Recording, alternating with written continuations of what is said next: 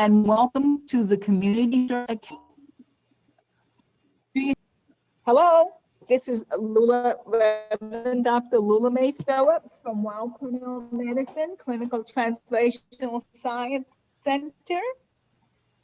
You're a little choppy. Welcome to the Community Research Academy. This is week 8. We are so happy that you are joining us today. In location, so hoping that this will be better. Do you hear me now? Okay. I'd like to welcome all of you to our Community Research Academy today, and I apologize for technical difficulties. Today we have a very robust program. We have Dr. Elizabeth Cohen. She is the Rudin Professor of Community Health at Hunter Bellevue School of Nursing.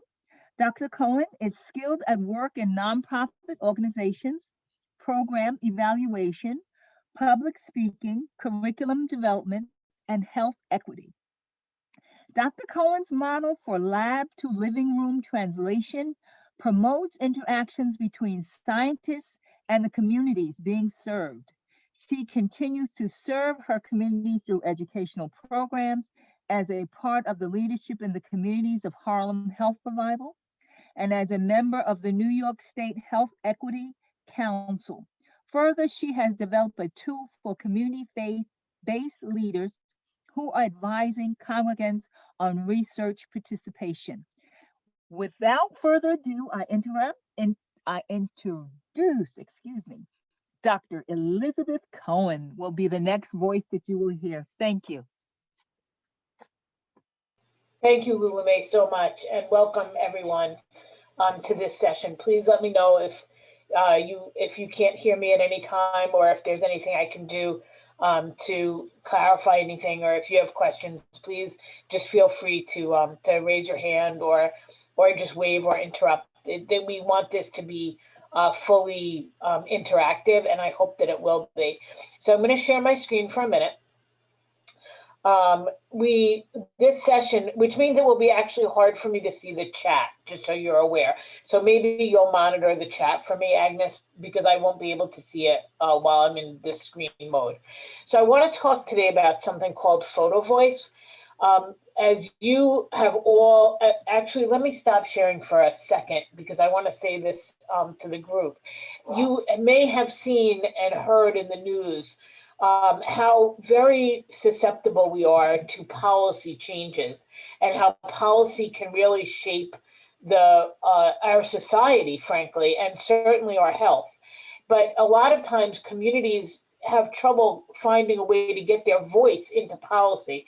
And I think you're seeing that now with the election, with the voter suppression. The policies can get away from us without the community having a way to do it. And Photovoice was actually invented so that community members could find a path to have their voice represented in policy. So I'm going to talk about that today, a very timely lecture, I must say. So let me start by just saying that over time, policy, I don't think I'm sharing, right? Am I sharing? Let me make sure I am. No, not yet. Not yet, okay. And now I am, okay. So over time, policy has actually been one of our most powerful levers. So tobacco policy, alcohol policy, food policy, those have really made huge, they have always for many times over time been the most powerful ways to help people have the best possible health. And they do that through these 5 main categories: financing, payment, organization, regulation, and persuasion. But in general, for example, tobacco, when we made smoking illegal in restaurants, and I'm going to show some old pictures of stuff that you haven't seen for a long time. For some people on this call, it will be familiar, but for the young people, we used to be able to smoke in restaurants We used to be able to smoke in hospitals, classrooms. It was crazy. It's not like anything that you could imagine now, since we don't smoke anywhere anymore. And similarly, when health and hospital, when like the federal government started paying for breast cancer screening, we had more screening because insurance would cover it. So these types of things end up really being powerful levers. So I wanted to talk, this is actually from when I was in nursing school. This is actually my class. Here we are smoking in the nurse's lounge. Here's a nurse, this is before my time, selling cigarettes to a hospital patient in their hospital bed. Something that you could probably barely imagine now. And we used to smoke in restaurants at tables. There was no seat belts. There was no car seats. All that was based on policy decisions that people made. I mean, we look at this now and we think, how could we do this? How can we put a little baby like this in a car without a seatbelt? But most of the people on this call, my age and above, remember all this. We remember sleeping like this in the back of a car. But how do we get policymakers to pay attention? This slide, up until just a few days ago, this was Bill de Blasio, Cuomo, and Gail Brewer, but I didn't know where we were going to be with Cuomo, so I took him out for this one. So Photovoice is a way that we can start to put our voices, pictures of what the people, the community experience around fostering social change. And so what I did today, what I want to talk a little bit about how Photovoice helped shape a policy, a previous policy, and then get to some of your work in Photovoice today. So back, oh my God, it was, I guess about 10, I don't know how long ago it was. Time is compressed right now. Back a while, about in the last 10 years, I actually did a Photovoice project with my students at Columbia that ended up getting us a seat at the table at the FDA calorie count debate. And we did it through this. What happened was I published this article, and the article looked at legislative compliance and practical utility of calorie postings in fast food restaurants in New York. And so the FDA changed the rule that we had to have calorie postings, but the way that they did it, it didn't seem to make sense. So what we did was we did a Photovoice project that we took out to the FDA, and we said, this is how your law is being enacted. And this isn't helpful. This isn't helpful. This 16-piece chicken bucket has somewhere between 3,240 and 12,360 calories. Well, or here, if you did the chicken only, 1,680 to 7,840. Well, that's a very big difference. And we cannot really understand from this posting what is the difference. How do you order the 3,240 calorie, and how do you order the 12,000 calorie? And we showed a bunch of them. We showed about 8 different examples, and they're all the same in that the calorie ranges were there, which was the law. So they were legislatively compliant, but they were not practically useful. In other words, people couldn't use them to make a better decision. And some of it was counterintuitive. Like in this one, the high calorie count for the Garden Fresh, which you'd think would be the most healthy, is actually 800 calories higher than the low count for the barbecue chicken and bacon Go Hawaiian add pineapple. This one's 800 calories more than this one. So how do we do it? How do we use it? And so I won't go through all of them, but we devised a system that actually solved the problem. So the problem here is the solution lies in a couple of different things. One of them is that the dashes were not helpful, and we advocated, which is what you actually have now in New York, we advocated for a slash mark. So this is what it used to be. If you go into Dunkin' Donuts now, actually, it'll say, well, now they have some electronic ones, but right after this was done, it would say 350, 500, 720, and it would be ham, bacon, sausage. Ham 350, bacon 500, sausage 720. But what we needed was all of the products in the same order and then slashes, and it doesn't take up that much more room, but at least you know what to do. If you want the lowest one, you order ham, and if you want the highest one, you order sausage of the calories. Here's the other way that they did it, where you could actually choose it, and it will calculate. See, now they went to slashes. So this one's ham at 530 and bacon at 560. So we did that, and then we did a similar type of, we thought through a similar type of process looking at diversifying the workforce. And we looked at contiguous states in the same time period and thought about what rules they had in place. I think I didn't put the graph in, but what rules they had in place to help the workforce be diverse, legal, what were the policies?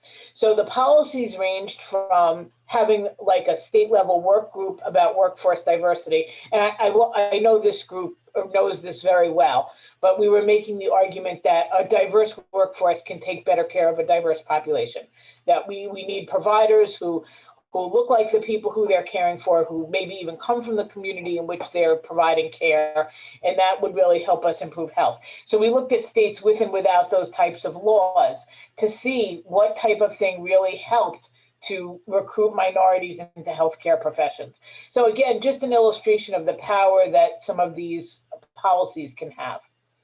So what we did was we took the Photovoice, a few from last time, a few great examples from last time, and then I used the ones that you have and I grouped them by the type of policy that they might suggest. And I want to think about the ways that we could turn that into the voice of the community in health policy. So I know Francie is on the call, and I used hers from the last time and again from this time, and I have to move this thing here. So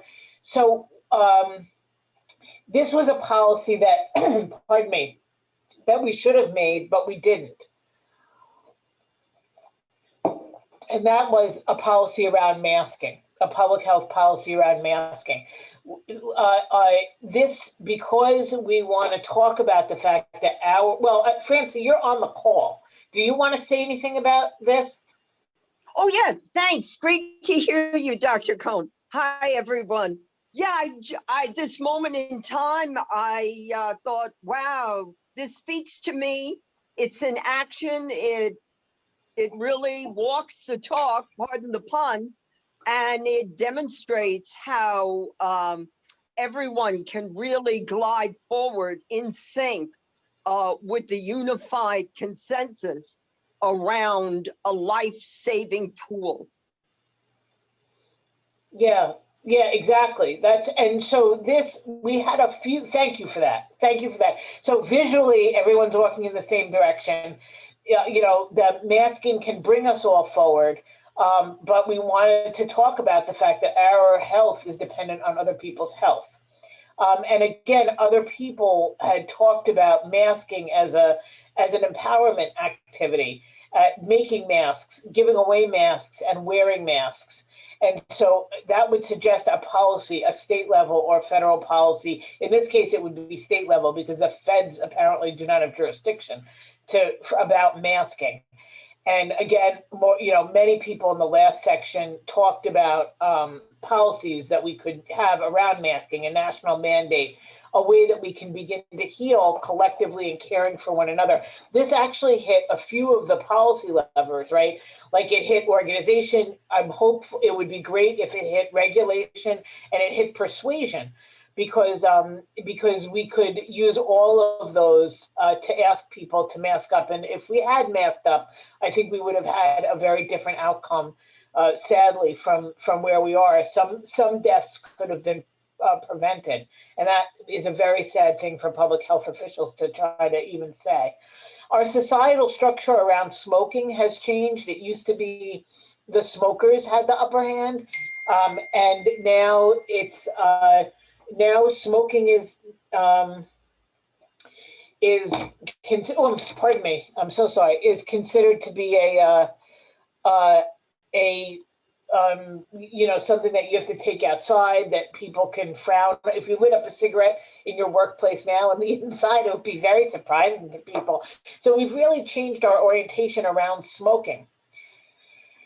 I wanted to move now to thinking about some of the work that you did. And so I've incorporated it here into this. And I'd like maybe for you to think about a little bit about, since we were talking about workplace culture. I was wondering, Kenny, if you could speak a little bit about this submission. Yes, of course. So seeing that we had this assignment, of Photovoice, something I've done before throughout my public health education. This kind of surprised me when I saw it for the first time, and I walked by it very often.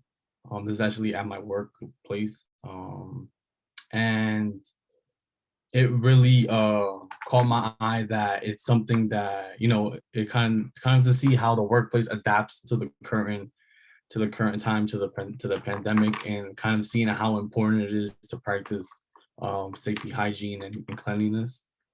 And so that's the reason why I chose this particular object or picture as the main emphasis of the Photovoice. Yeah. So in that case, this would be actually like persuasion, possibly regulation, and also organization. It has a couple of the principles in it, and it would really help, actually. It would really help as we go through. I mean, one of the things that we've realized now is that many cases of the flu have been prevented because we've been more careful about hand washing and wiping down surfaces and stuff like that. So we could have, people be healthier in these ways overall. But yes, I agree with you that you're pleased that the safety measures are being taken, on your behalf, and that people are caring for you in this way. So I thought that was really interesting. So here's a policy, thinking about a policy again, policy around cleaning, financial, there's a social, cultural aspect to it. We could have a national mandate, and again, caring for one another. This is a Wordle about kind of how people are feeling during the pandemic. And so Photovoice has an aspect that tries to get at how we feel. And what people are talking about, and what people are trying to, how we grow in this moment together. And I wanted to talk about it because this particular submission gave me a lot to think about. And in fact, I think it spawned some additional work that I hope to be doing with this group. I see that Jewel Jones, I think, did join the call. This particular thing, is that the case? Is she on? Yes, I'm here. Yes, I'm here. Oh, great. Do you want to tell us about this, and then I'll show the picture, or I show the picture first? This was amazing. Oh, okay. Whatever makes sense to you. So I actually, so there it is. Yeah, I actually live in East Harlem. This is a photo of a statue of J. Marion Sims. We spoke about him earlier, everybody. He's known as the father of modern gynecology. What people don't know about this individual is that he actually experimented on enslaved African-American women. This is during the 19th century, this is way back. So he did experimentation on these 3 women in particular, and I can tell you their names, and without anesthesia. And he did multiple experiments on these 3 enslaved women. So there's this statue that appears on 5th Avenue and 103rd Street, not far from where I live. I was a part of Community Board 11. I was on my community board for many, many years, and other organizations within Harlem. We saw the statue. There was been many discussions about this statue over the years, and we just felt that it should not be there. And this is in El Barrio. We're talking about what he did to, I should say that, out of his experiments, there were these instruments and, that helped, I guess, society in the long run. But it's just the fact that he experimented on these women without their consent. Obviously, these were enslaved Black women. And again, and then I have to say this, that at that time, there was the belief that, we can have multiple experiments because Black people, their nerve endings were different than others and they can endure pain. And there were these thoughts that I think exist to this day still, that, Black people, have their nerve endings, they don't experience pain as others do. So anyway, many people got together. The statue is no longer there. The picture I took, that this is what it appears at the moment. So 2018, the statue was relocated elsewhere to a cemetery, I think in Brooklyn, I don't remember offhand. Now this is to be continued because this little piece here is what you see now. And basically this is to be continued because what's going to happen, there's going to be something else placed there. And I was part of a kind of like a public forum where artists spoke about what they would want there. So Black and Latino artists. And I don't think there has been an artist chosen yet, but the pandemic hit and things happened. But so this is a to be continued story about what collectively we did within the area there in East Harlem. Yeah, and so what Lula May doesn't know is that there, and maybe you may have seen this, Jewel, also, there was a play done off-Broadway 2 years ago called Behind the Sheet, which won a Critics' Choice Award. And it's about this experimentation, this development of the tools and the real abuse that took place. And so a couple of years ago, the CTSC did a production, like a staged reading of Miss Evers' Boys, which is about the Tuskegee experiment, quote unquote experiment. But now I would love to think about the ways that we could participate in a staged reading of this show. Which is now not, I saw it 3 times. And they also had a panel, a talkback panel with the author of Medical Apartheid and the playwright. Yes. And so I'm wondering, it made me wonder whether we could do a staged reading of this as you decide and perhaps announce the artist whose work will replace that we could connect it then back to our community, back to medical experimentation, back to, kind of what we are doing now to never let this type of thing happen again, and also involve the community in this production. Excellent. So this really thrilled me, this reflection of the moment that we're in, this giving voice to what has happened in the past and thinking about how we can go forward in the future with something that will really work to both educate and empower the community and also help us remember the actual things that happened. So I don't know, Lula May, what you think about that. I think that's terrific. I think it's a great idea. I'm humbled, really. I don't want to cry, but I think that's great. I really think that's very powerful, and it's something that this is right for the right time. It's for now. I like it. And Jewel, we hope you'll help us connect. Oh, go ahead. I definitely will be part of this. Thank you so much. And Harriet Washington, actually, we had that book, American Medical Apartheid. Everybody should read that. Yeah. Yes. So I would definitely be a part of this. Thank you so much. Sorry, Lula May, did you want to add? No, I'm just thinking, my mind is going so, I'm just thinking how to, for the next steps. So we'll have to start thinking about the next steps and the planning. But I think it's so very important, and I will read Medical Apartheid. Oh yeah, I have it. So I think we can, there you go. Oh, she has it. Yeah. So, I think there's a lot that we can do around this, and then it cycles back to bringing the attention back to policymakers and thinking about how we reflect our past and our future. So I'll move on from there, but some of this can be incredibly powerful, just in terms of how we write or do not rewrite history, and how we remember. And I'm going to talk more at the end of this about how we remember COVID, because some of this work will have to do with how we honor people who have been lost, and how we honor kind of what happened to us as a society.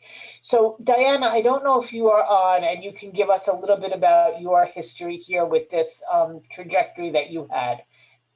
Yes, I'm here. So these images represent things that I really remember about my experience during hospitalization, and during how I wound up on using this type of equipment at that place when COVID hit. So in the first image, it's an image of a double extended oxygen line, right? My story with COVID, I presented symptoms that they had not identified as COVID related symptoms. So that was in March. I became ill enough to wind up in the hospital in April. But part of that journey was there was no tests available. I had spoken to medical folks about going to emergency. They were like, you don't have shortness of breath, don't come. And so following the instructions and what was out there and in my community, I progressively became sicker. Wound up, and so when I got to the hospital, you're basically tethered to the oxygen line. Thankfully, I wasn't on a ventilator, but in order to move around the room, they had to give me this like 2 oxygen lines together. And I just really thought about how I was not able to move freely. And if I was separated from this, my breath is compromised. So my life is compromised. So, but before I could come home, the nurse came in and was like, here's a peak oxygen meter. You need to blow into this 10 times, 1500. And that was it. And I wasn't taught how to use it properly. I was trying to do it, but I couldn't because my particular experience with COVID left me with double pneumonia. They didn't tell me that. And I was subsequently discharged with this peak flow meter, again, with those instructions. And the person who taught me how to use it was a physical therapist who worked with me to help me regain lung functioning.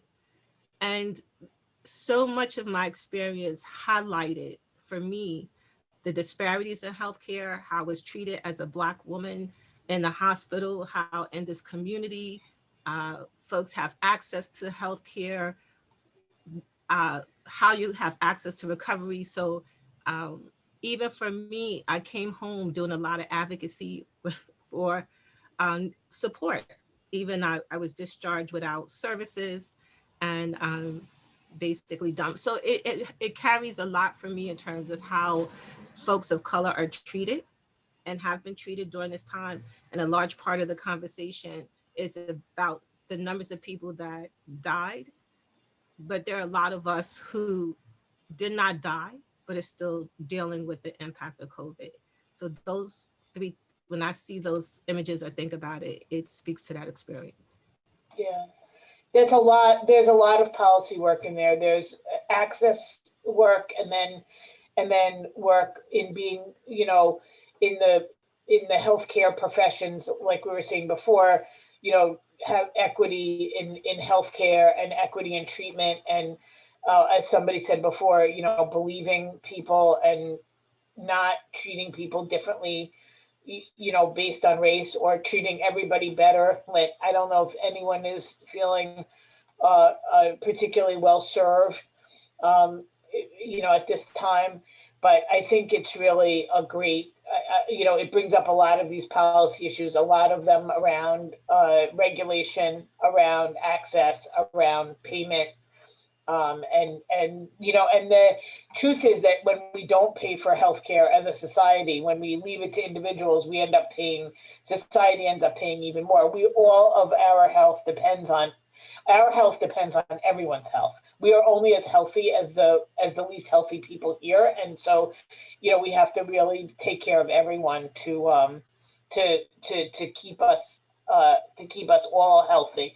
I think we're the last nation to develop a universal healthcare, access policy. So it is really something that I think we didn't get right in the development of this. And I have a lot of reasons for that, but go ahead, Lulu May. If I could just add, if I'm sorry, this is Diane again. If I could just Oh, add, sure. connecting this and all that you shared with what we just saw in terms of the in reference in the book about apartheid, it even makes me think about how folks are approaching the vaccine and the folks of color, because for many people who are saying no to the vaccine, or who are even getting the vaccine but sort of as a I'm doing it although I'm not comfortable doing it, is about that treatment of Black people in the medical community, that medical apartheid piece. So I just I had a call with the National Institutes of Health yesterday, and they keep on using vaccine hesitancy. And I was like, let's think about that, because there's a lot of good reasons behind it. It's not like just hesitancy. It stems from and comes as a result of many years. It's a desire to more carefully examine, for good reason, this vaccine. And so even though I think everyone should take it, I'm a vaccinator. I've got my family's vaccinated, my dad is, I am. But I think, it's not, I think we have to be more thoughtful about that. And similarly with other, kind of expressions or the way we frame things. To a lot of good thoughts. Here's one about, I don't know if this person is on Lamia. Let me see. I don't know if I saw him Yeah. or her. It should be Mia. Yeah, Oh. that's me. Do you want to say a little bit about what you sent in? Yeah, sure. So this is okay. I am currently a first year at university, and one of the things that is making me upset about entering college this year is that I didn't really have a transition into going from high school to college. So I kind of had to figure out things on my own. And one of the ways that I approached this situation was through a planner. And I think my planner actually helped me with like a lot of the anxiety I was feeling from transitioning in between these different two environments. And I think the reason why my planner is really important to me in terms of my mental health is because I feel less anxious about what's coming up ahead and seeing everything visually. Oh, sorry. I actually remember like not having my planner one week because like I lost it somewhere, and it was like such a messy week for me. I was like crying constantly, and it was like really bad. But with this planner, I feel like my life is put together. Yeah. I think I think we have to acknowledge that people feel lost in time and space. And that's why I thought this was an interesting way to think about like what we have control over and what we don't have control over, and how we can control what we can and not control. And firstly, I'm sorry that it was such a mess for you, and I'm sure that as we come out of this, I hope we all build ourselves back up again.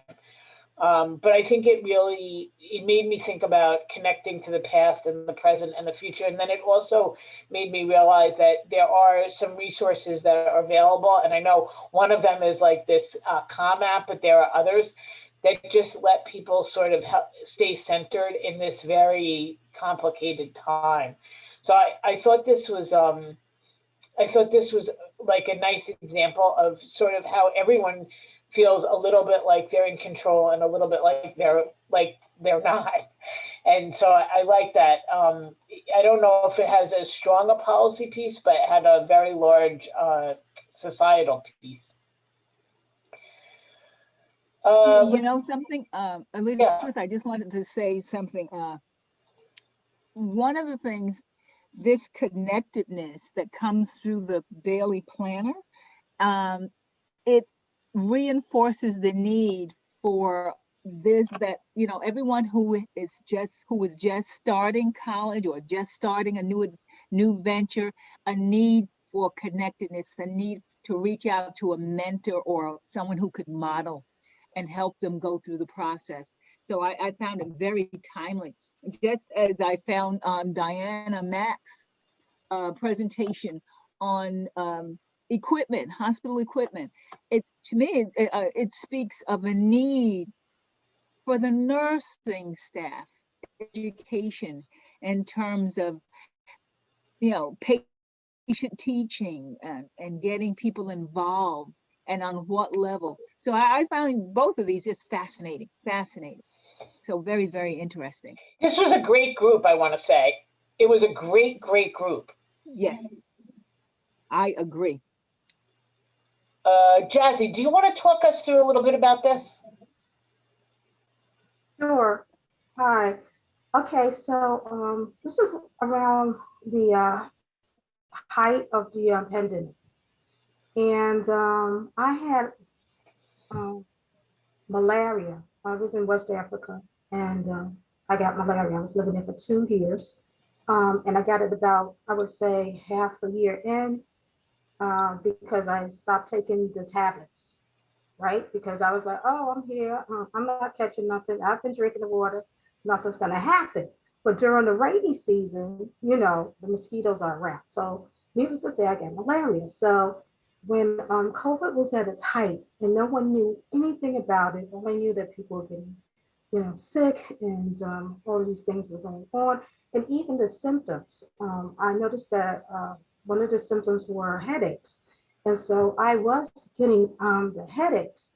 And that's one of the things that I remembered when I had malaria, is that I had headaches, but I wasn't experiencing them. And so around the pandemic, which is still going on now, I was getting them.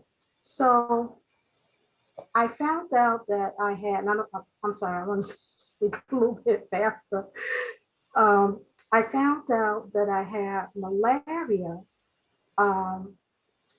after I was around 3+. 4 is like pretty much lights out. That's when it hits the brain. That's when people are trying to fly you somewhere. And this thing, malaria, is about 2 weeks. So like 2 weeks in, that's it. It's pretty much lights out if you're not treated. So my very good friend took me to a pharmacy, and I went to the pharmacy. Everything was so fast, okay? They took my blood test. They went in, 10 minutes, out. Yeah, take this. Next day, I was feeling better. I'm like, what? And it's amazing how when you don't have the medicine, what can happen, as well as if you have the medicine, what can happen. So anyway, it drove me to look into preventive avenues for malaria, because with the COVID, it was saying that it hooks onto your vulnerabilities. It can make it worse, this, that, and the other. So I'm like, okay, so I had malaria. I said, oh my goodness, what am I going to do? And I was also very, you know, caring for the people around me as well. So I said, let me find out what the treatment was. So it's called quinine. I got the purest form of that. It's organic. And I even went back and read the book. It was very informative. And I'm always aware of natural preventive medicine. I grew up on it. My father's My father's go-to, even though we went to the doctors and all this other stuff, my father's go-to book was Back to Eden, right? Because it had a whole lot of things in there that you can at least prevent yourself from getting by use of the herbs and different things. I truly believe in herbs. I believe that there is a cure for everything in this world that is natural, not man-made, but natural, that is in the earth.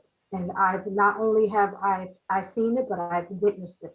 So I took the quinine and my headache ceased. And till this day, I still have it. You know, if I get like a little ongoing headache, I take a little bit and then I'm fine.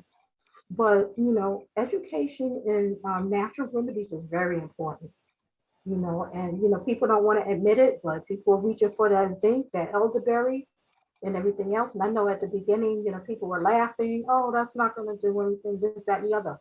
But I tell you what, I'm on my little diet so I can lose a little bit of weight. So I can, Yeah. you know, because I'm overweight, you know, just everything helps. So that's my, that was my story on how I came to going back to treating myself for the malaria and how I believe that it helped me.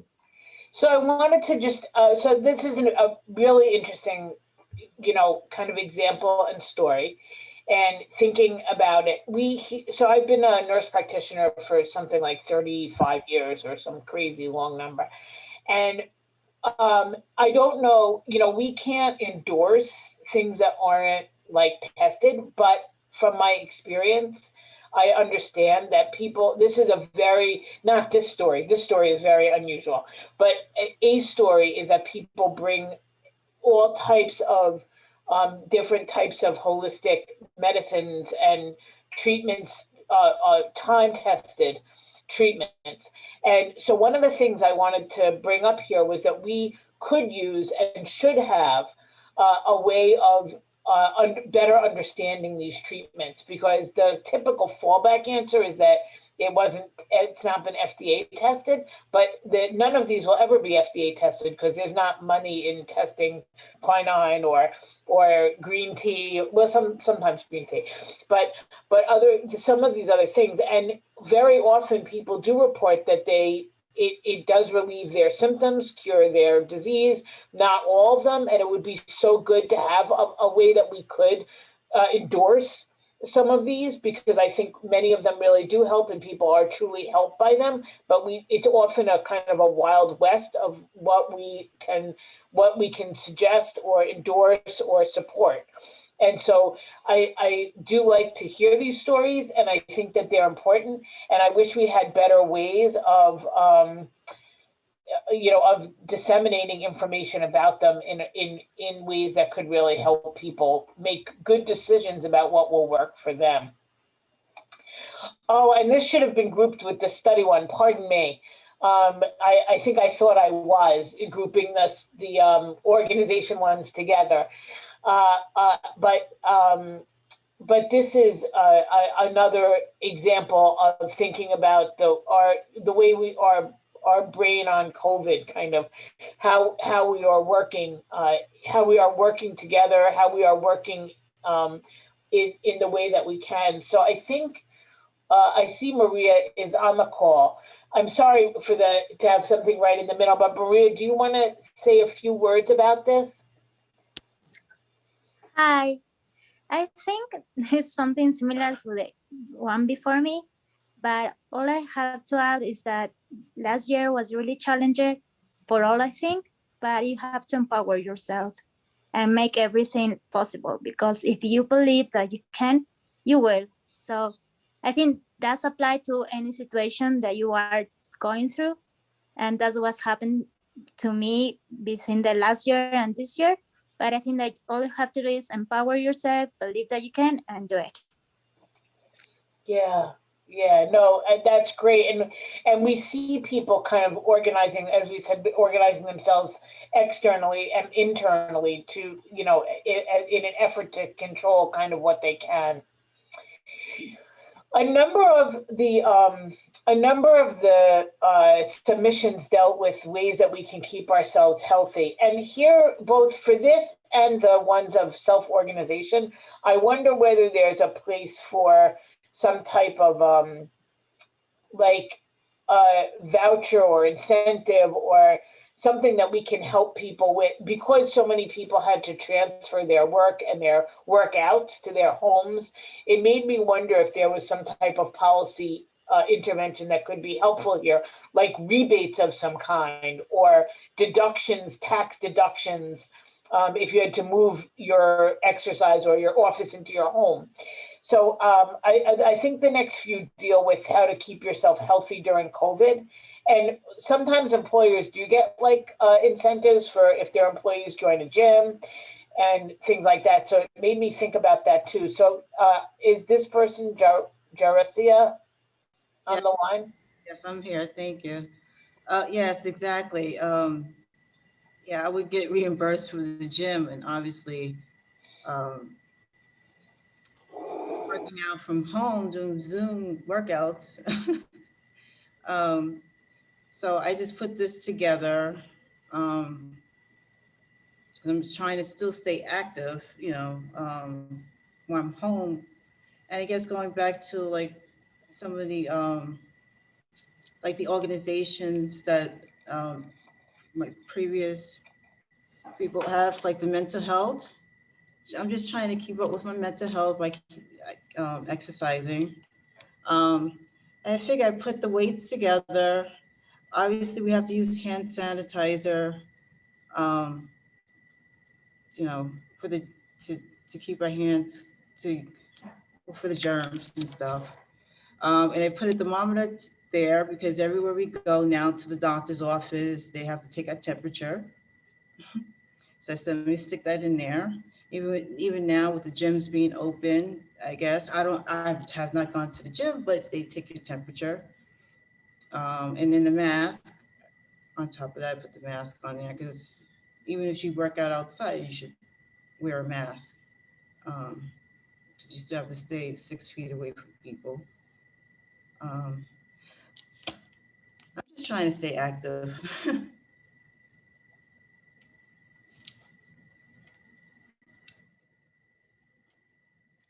I think we had a few people who were thinking about health. I'm sorry, go ahead. Oh, no. I was going to say you were still on mute. Yeah. So I want to look a little bit about that, thinking about health and there was actually a very interesting study that many diabetics were actually have actually had better sugar control because they're home cooking for themselves. So I know that Donna put in something about this Hello Fresh service, and other people put in other things about the gym, which I'll go through in a minute. But do you want to say a few words about cooking at home, Donna, for yourself? It's time consuming. So time consuming. I didn't realize that I wasn't, before COVID, I worked and I didn't spend much time preparing dinner every night. And because I have been home, I have been preparing every night. And I find that I really enjoy it, although it is time consuming. I set aside time, 5 o'clock I start cooking so I can eat before 7. And it's just something that I find that I enjoy. Plus the recipes are really, really, really good. So I thoroughly enjoyed it. I've actually found a very similar thing for myself that I've really enjoyed. There have been some things that I found that I can do I didn't think I could, and cooking is one of them. Exactly, recipes, things that you would normally purchase outside, you wouldn't even think that you could actually cook.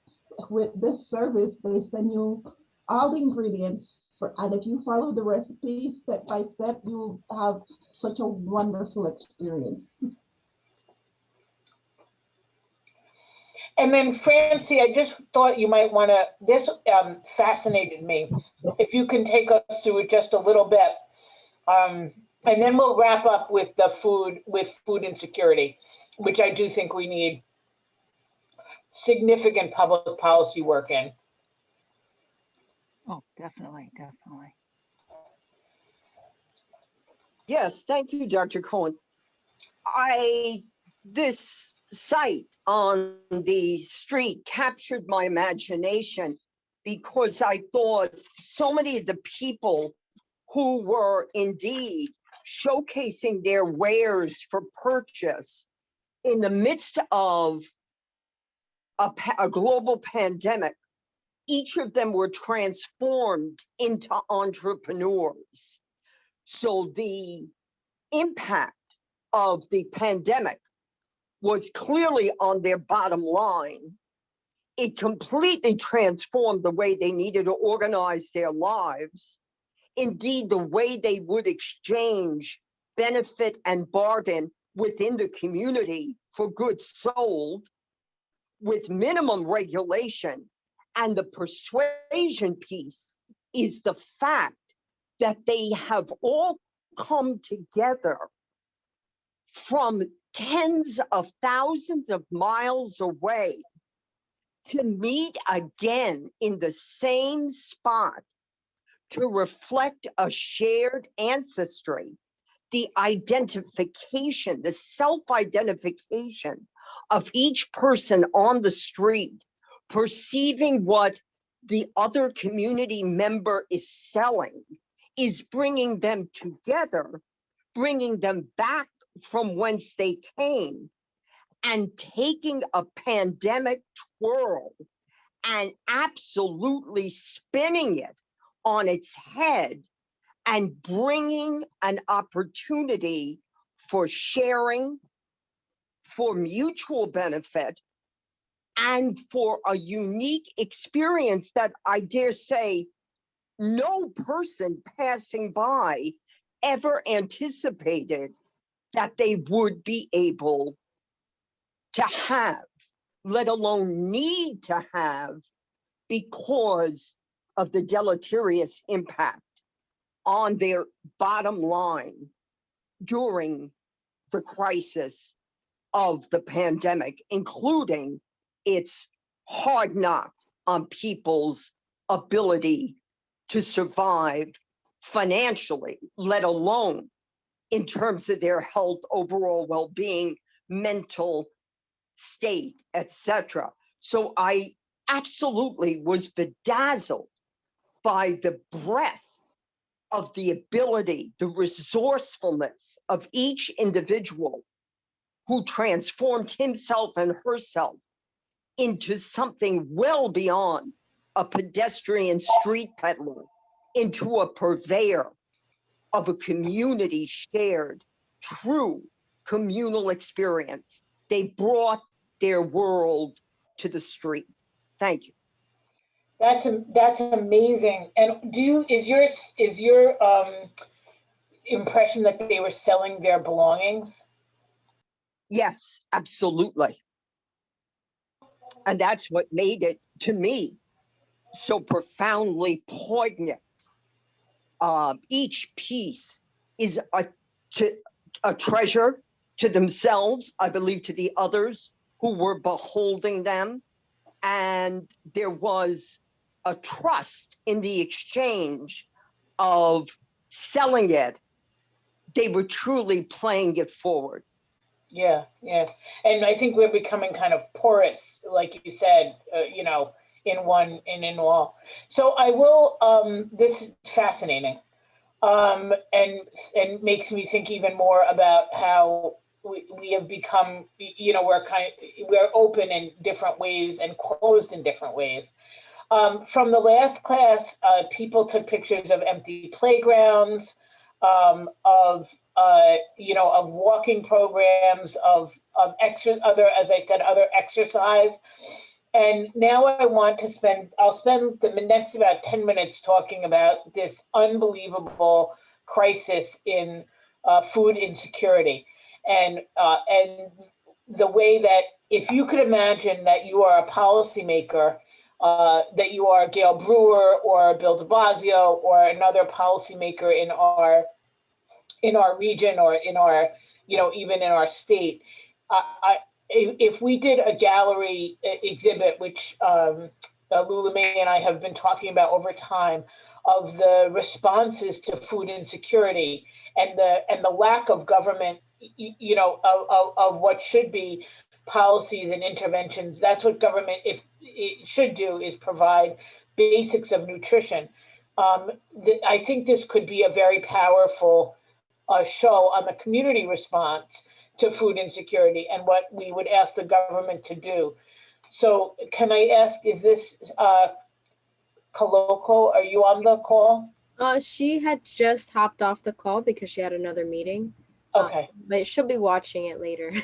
Okay, well, I can't, I'll just go through then the various, kind of different, we had a number of people come in with food insecurity, addressing the food insecurity situation and helping to create more food bags and food banks and ways that we can do it. And then I think this was actually from Francie, is this your work again, to Mayor de Blasio about that, or Gail Brewer? Yes. So, yeah, so this was actually, I think, speaking to how these types of situations, please correct me if I'm wrong, but speaking about how these types of situations are things that the government needs to and should address, and how we can move it into policy. And then I think that, Francie, you really, I think, embraced this assignment, it looks like. This and a few others, which I'm going to show now at the end, I think just speak to our, just kind of our state, the general state that we find ourselves in. This, as you can see, is a Christmas ornament laid bare, cast adrift on the sidewalk in New York. And I think that says a lot about how we felt about this year and, what we've gained, but what we've lost.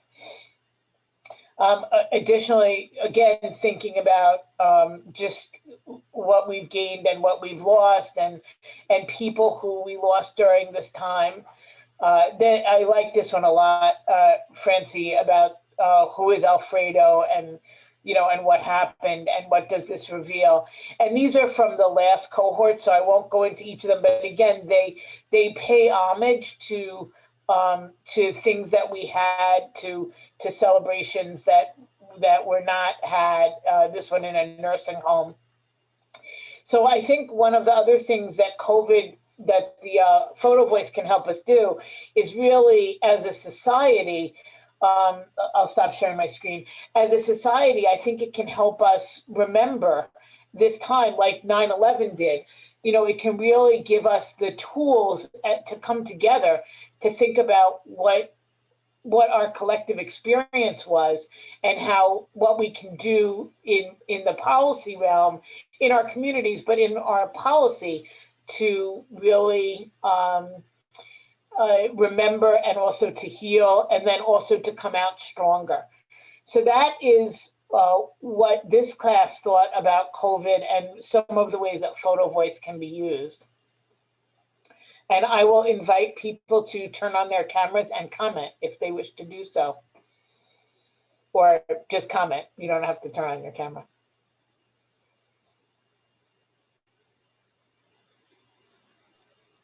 I just like to say, this is very interesting. I've never done a Photovoice project such as this, and I found everybody's photos very interesting, very personal for most people, and I appreciate everyone sharing, actually. So thank you.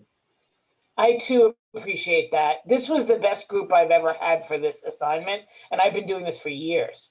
And this was as you can see, this was a particularly deep, thoughtful group.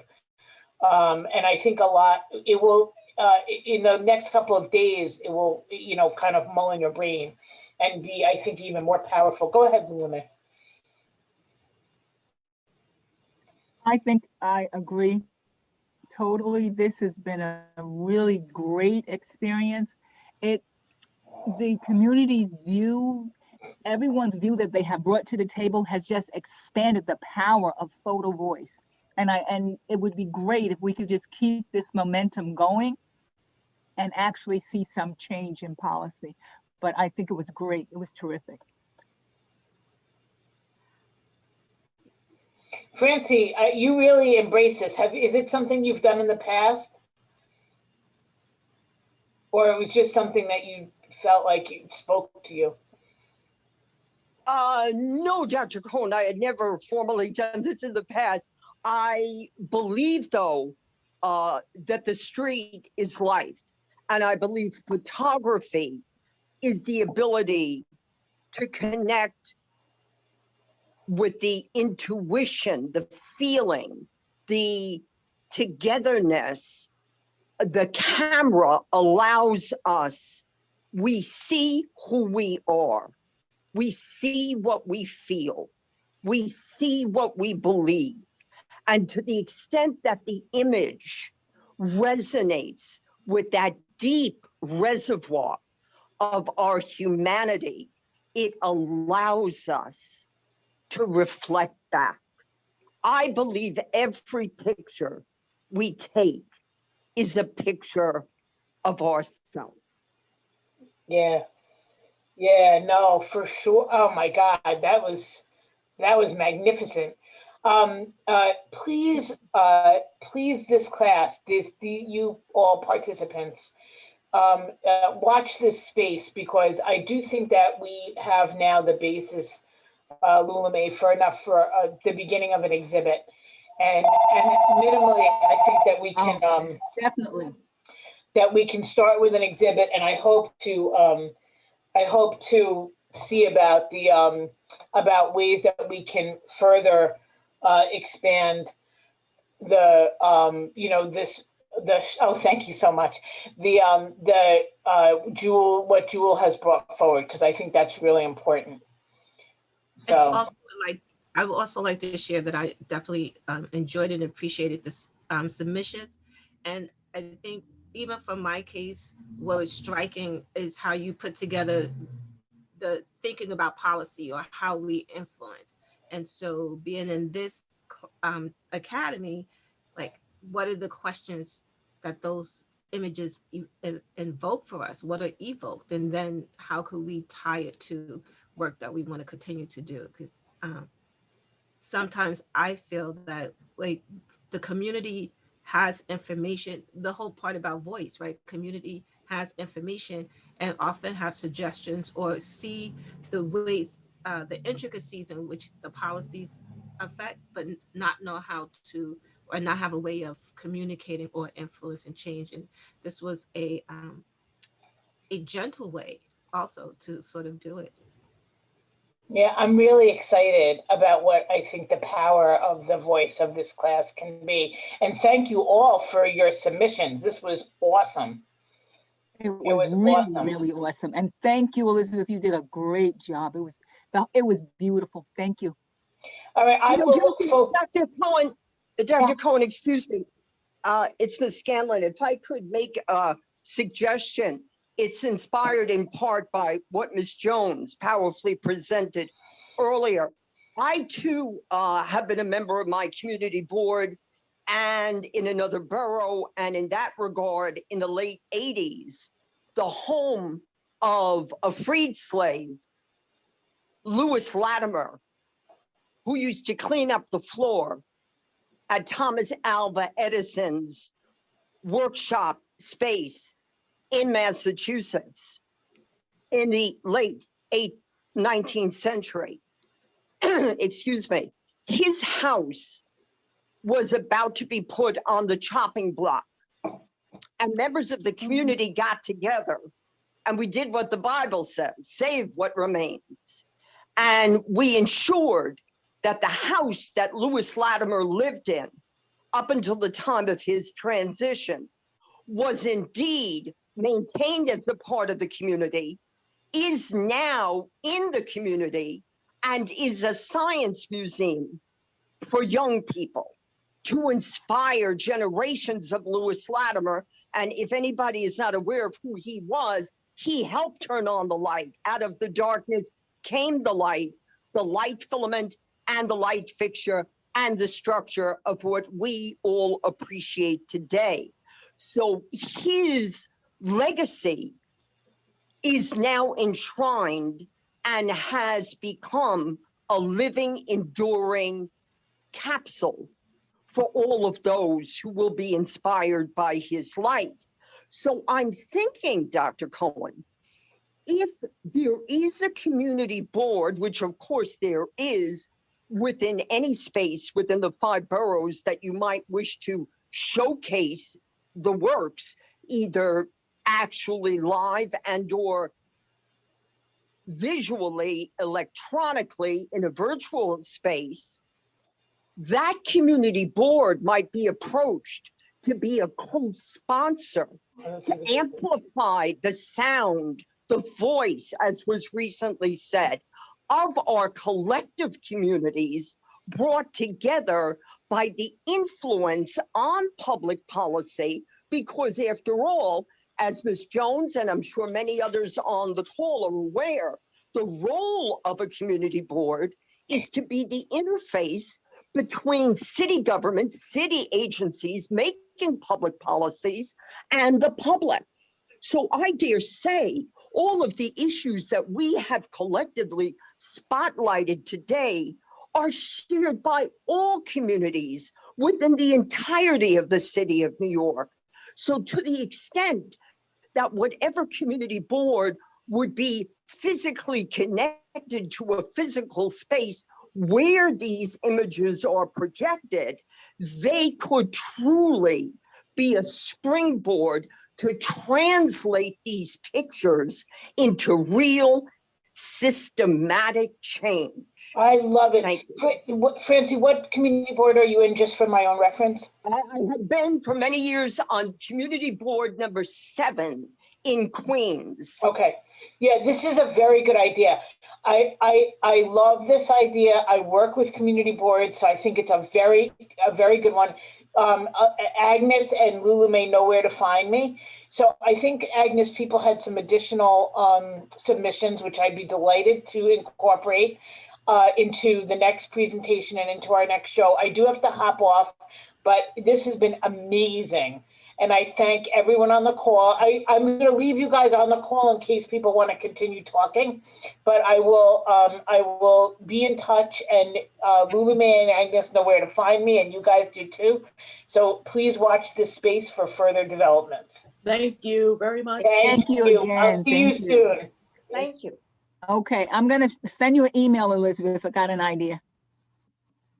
Okay, she left now, but if anybody would like to submit anything else, I would be happy to share that with Dr. Cohen.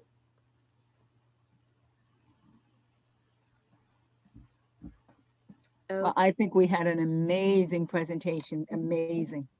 And just when Francine brought up the community advisory boards, I think in addition to doing the virtual presentation in the Hunter Gallery, maybe this is something that all the community boards in the city might be interested in.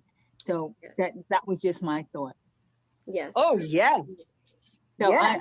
I'm just thinking, you know, just because you have to understand, when Agnes and I when we were advertising and trying to get people interested, we sent out invites to all the community boards, and I don't think we got an answer. I don't think we got Wow. any feedback. But if we sent out the Photovoice, these photo novellas, and you know, in terms of policy and how the community feels about certain things, I think it would add to the storyline, and I think it would become so much more powerful. I just, it's great. I think it's powerful and it's very good. I've been totally, Yes, Dr. I enjoy Phillips. every class. Yes. I do, Dr. Phillips. I think the images, you know, that picture's worth 1,000 words. Well, amen. Yes, And yes, it yes, amen. magnetizes. It makes It has- irresistible the opportunity to really- engage. Seeing is believing. Yes, yes, yes. And it's just been so powerful and on so many levels. I am just overwhelmed, and I just think it's terrific. I think everyone did a great job. Great job. So powerful and insightful on so many levels. So I thank you. I thank you all. Okay, so if anybody has any additional questions, you're free to email me or Miss Phillips. And yeah. Thank you, everyone. Okay, thank you. Bye bye. Thank you. Bye, Bye-bye. everybody. Thank you. Thank you.